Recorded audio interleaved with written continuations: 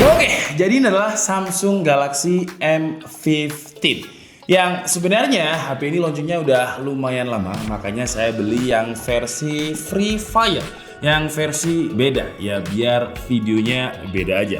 Dan tumben-tumbenan ya Samsung ini collab sama Free Fire dan harganya juga mirip-mirip sama grupnya Transition Holding di 2 jutaan. Tapi kalau saya lihat spesifikasinya, memang Samsung Galaxy M15 ini ada beberapa selling point yang menurut saya lebih baik Samsung sih ketimbang grupnya Transition Holding.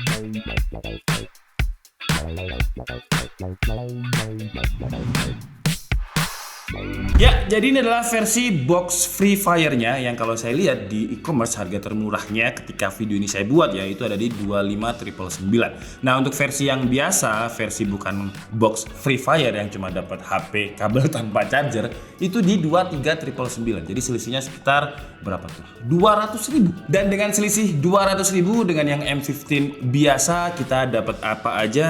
Coba kita lihat ya. Dan jelas di sini tertulis 5G. Bisa dibilang ini HP Samsung 5G yang paling murah lah. Karena untuk kompetitornya aja di kelas harga segini biasanya itu pakai MediaTek G99 atau G99 Ultra, G99 Ultimate yang dia belum support 5G. Tapi Samsung udah support sama 5G. Walaupun sama-sama pakai MediaTek-nya ya dengan 6080. Dan coba kita lihat di dalam paket pembeliannya ini ada apa aja. Jadi ada HP-nya sendiri si Samsung Galaxy M15, terus juga ada dapat charger. Ya, saya pinjam ciri khasnya Mas Dedi dari Jegat ya. Karena kan kayak jarang aja Samsung itu saya bisa bilang dapat charger. Tapi kalau kalian beli yang varian Free Fire dapat charger. Terus kita juga dapat apa nih? Ini kayak semacam tas waist bag yang coba deh kita buka.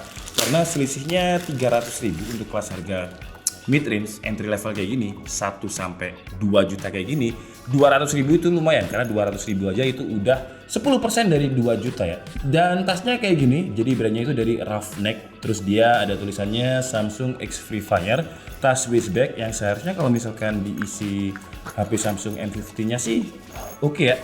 Wah, dan dia juga ada pelindungnya. Jadi kalau digunakan untuk bawa HP, tablet, ya aman lah karena dia empuk, ada pelindungnya juga. Terus juga desainnya simple, ya lumayan lah. Terus kita juga dapat power adapter originalnya Samsung 25 watt yang sesuai juga dengan support fast chargingnya Samsung Galaxy M15. Tapi kalau kita ngomongin support fast charging si Samsung Z Flip, Z Fold juga 25 watt ya. Jadi ya bisa buat Z Flip atau Z Fold saya juga ya karena kebanyakan kan HP Samsung itu kita nggak dapat adapter, jadi ini penting buat saya. Jadi saya bisa nge-review kalau adapternya ori ya waktu pengecasannya berapa kalau pakai charger orinya.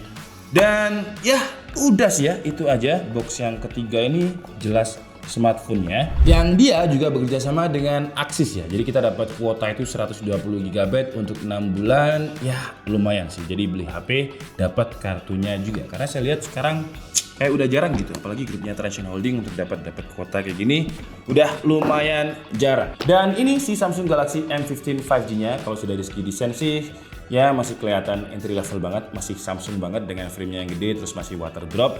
Cuman spesifikasi lain dia oke banget sih. Kayak contohnya kita dapatnya itu 6128. Ya memang kalau di kelas harganya banyak yang udah pakai 8256, tapi Samsung udah mau nurunin egonya dengan collab sama Free Fire dengan kasih HP 2 jutaan 6128 itu udah oke banget. Apalagi layarnya ini juga udah pakai AMOLED yang adaptif 90Hz dengan peak brightness di 800 nits. Terus bedanya dengan kompetitornya, si Samsung ini juga punya kamera ultrawide 5 megapiksel. Baterainya juga gede 6000 mAh. Tapi ya karena baterainya gede ya 6000 mAh, jadi dimensinya lumayan sih.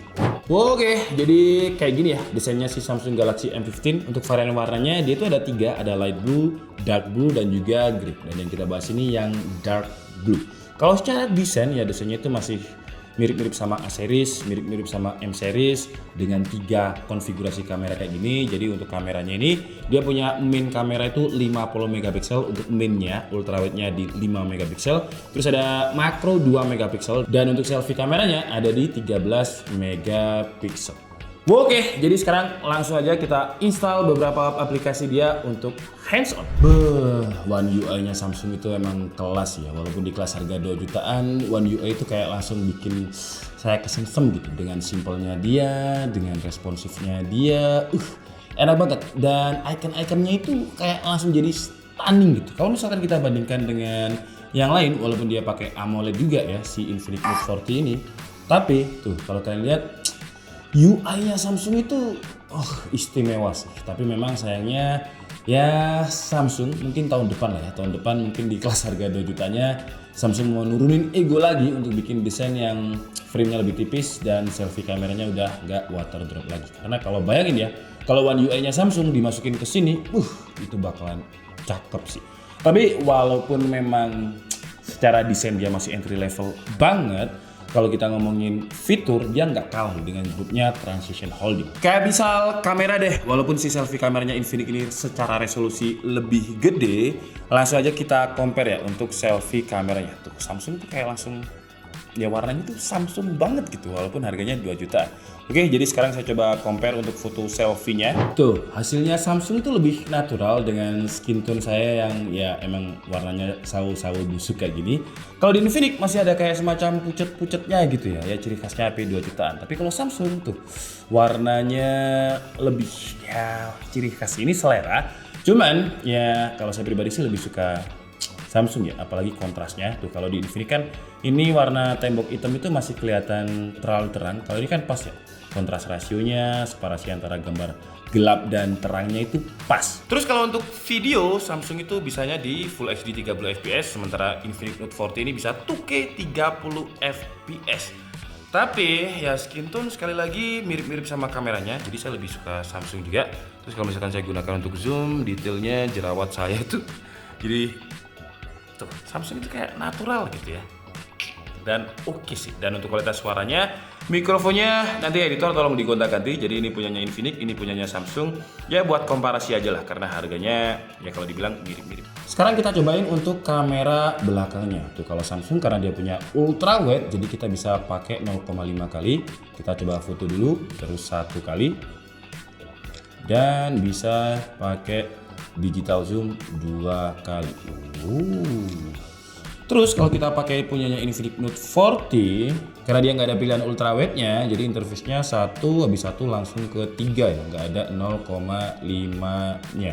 Dan hasilnya kira-kira kayak gini. Samsung itu warnanya lebih kayak ada kuningnya, sementara Infinix kayak ada keungu-unguannya. Cuman kalau untuk POV, untuk main kameranya, si Infinix lebih lega ya. Kalau misalkan kita pakai main kamera, terus kalau misalkan kita pakai 3 kalinya kayak gini, 2 kalinya Samsung kayak gini. Ultrawide-nya Samsung agak beda sih dengan main kameranya.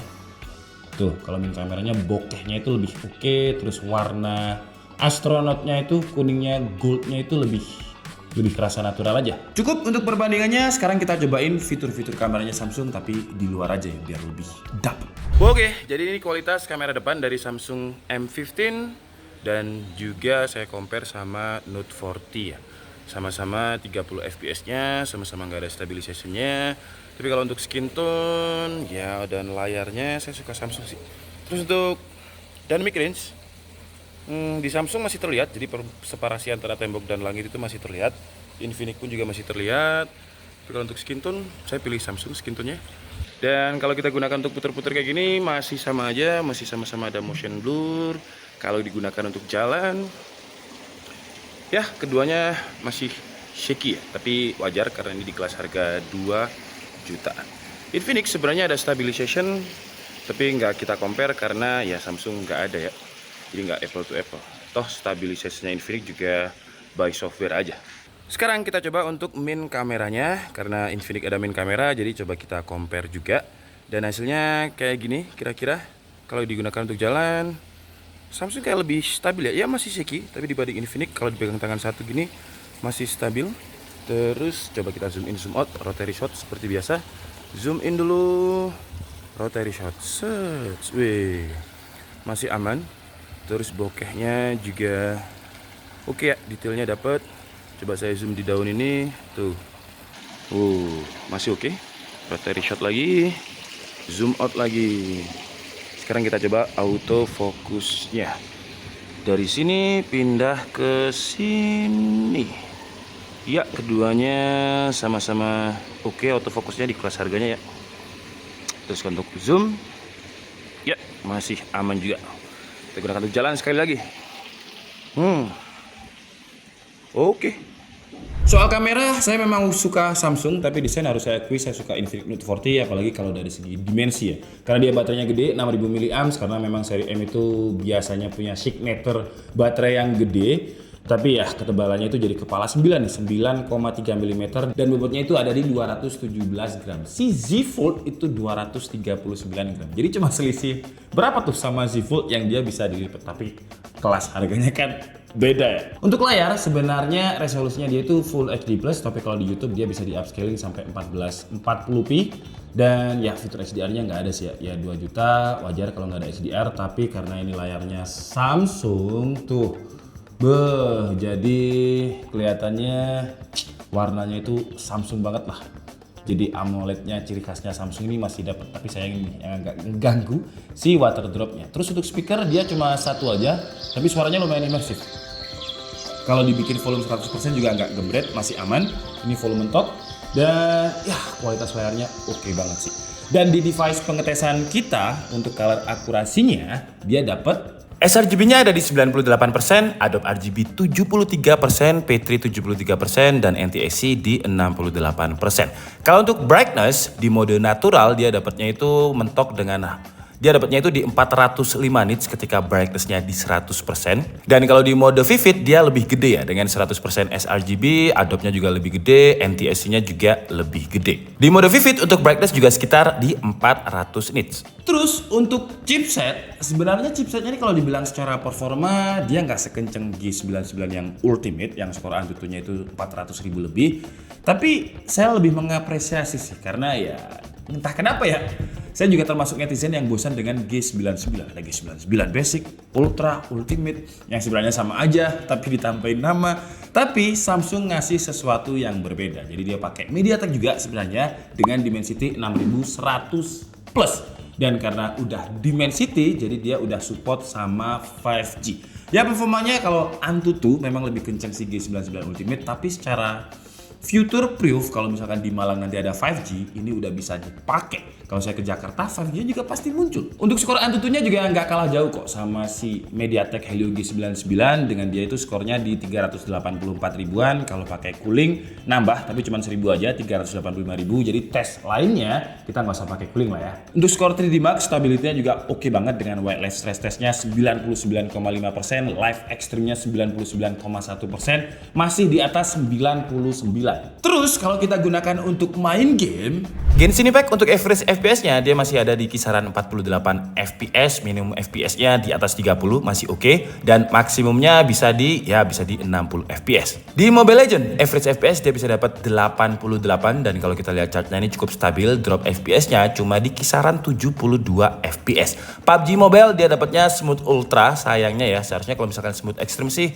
masih bisa chipsetnya ini, dan untuk average FPS dia dapatnya di 39 FPS, dropnya juga di sekitar cuma 38 FPS, masih aman juga. Kalau untuk game yang open world, Car X-Street dia agak kewalahan ya, dengan average FPS-nya cuma di bawah 30, 26 FPS. Jadi untuk main game Car X-Street saya sih nggak terlalu rekomendasiin. untuk fitur lain kayak NFC ada ya, aman. Terus fingerprint juga ada walaupun masih side mounted. Untuk sensor dia juga udah aman, gyro ada, magnetometer ada, virtual proximity ada, dan gyronya ini juga gyro yang bukan virtual ya, jadi udah ada hardware gyronya. Untuk WiFi sayangnya masih pakai WiFi 5, dimana teman-temannya kelas harga segini udah ada yang pakai WiFi 6, tapi Bluetoothnya udah pakai Bluetooth versi yang low power 5.3. Untuk One UI-nya dia udah pakai yang versi 6.1 ya, jadi out of the box-nya itu belum 6.1, tapi tadi ada upgrade, jadi saya upgrade dan dapatnya 6.1 dengan Android 14. Dan settingannya simple sih ya. Settingan One UI itu semuanya ada lengkap. Yang terbiasa pakai One UI